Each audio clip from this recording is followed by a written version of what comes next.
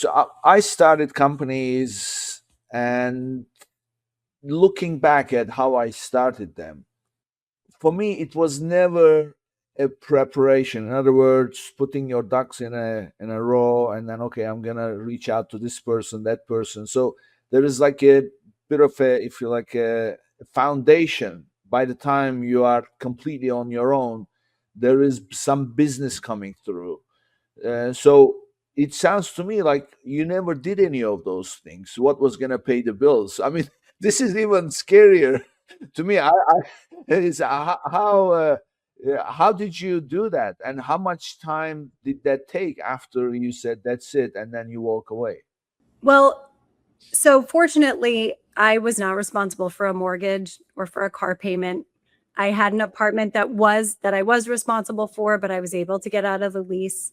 So that can't be understated enough. And when I was going through my divorce, I didn't have the luxury of those things being taken care of for me. So, that was a separate issue, but I was gainfully employed. But for me, I think because I've always had other interests, so I wasn't technically an entrepreneur, but I was always interested in health and wellness. So I got certified as a health coach because it was of interest to me. I like to study, I like to learn new things, I love to cook.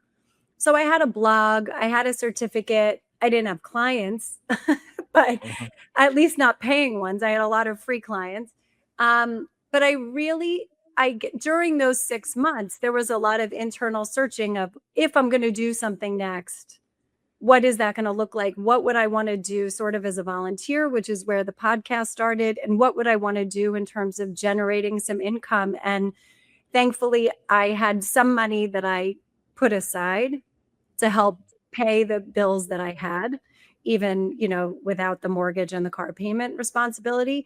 But also, I had ideas. So I knew that I had this opportunity to launch this new concept for a property group.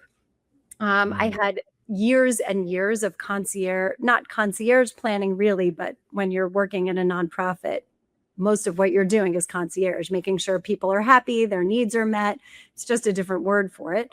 And I had years and years of event planning. So I knew those were things that I could bring to the group and help to launch it and elevate it. So that was where I started.